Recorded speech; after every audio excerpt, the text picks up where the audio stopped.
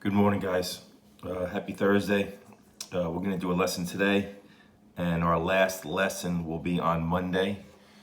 If you've completed all your work, you will be done on Monday. If not, there are some guys that need to make up some work, so the rest of the school year will be making up work.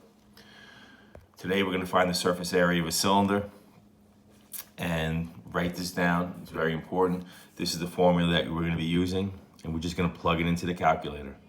2 pi RH, which is the radius and the height, plus 2 times pi times your radius squared.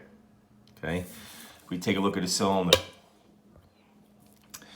to find the surface area of a cylinder, we can see that if we break that, the top and the bottom of a cylinder are 2 circles.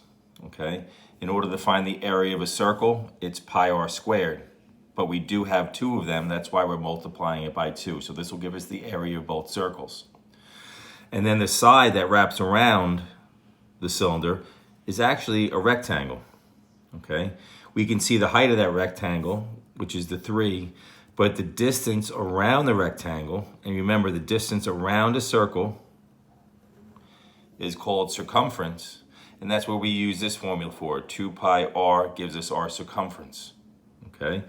So 2 pi r gives us our circumference of the circle times the height will give us the area of that rectangle that it creates.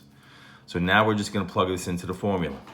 So I know I have 2 times pi times, remember that the diameter of a circle goes, a line that goes all the way through the circle, from one side to the other through the center.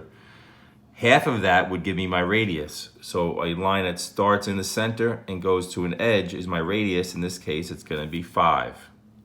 So my radius I know is 5 times my height of the cylinder, which is 3, plus 2 times pi, and I know my radius is 5, and we square that. Okay, and take your calculator, and we're just going to plug it in. So we have, 2 second caret will give us our pi, and then use your parentheses. Parentheses 5, close your parentheses, open them up again. We're putting 3 in, plus 2 times pi, parentheses, my radius is 5, and we're going to square it, which our square button is right here. Okay, and then we hit enter, and we want to round the answers to the nearest tenth. So in a calculator, I have 251.32. The 3 is in the 10th place. I look at the number after, which is the 2. All right, if it's 4 or less, the 3 stays the same. If it's 5 or greater, it goes to a 4. This case, it's going to stay at 251.3 square yards. Okay. I don't only think we need one example, being that we're going to plug it in. I'll just go over number 2 with you. We know my height is 10 of the cylinder. Again, this gives us the diameter, which goes all the way across the circle. All right. So half of 24 would give us our radius. So I know my radius is 12. And then we just plug this information into the calculator. Okay.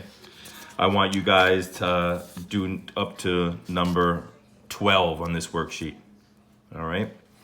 Again, Monday is going to be our last lesson. It really stinks not being able to see you guys before the end of the school year. I hope to see you guys in September, but we'll talk again on Monday. Have a great weekend.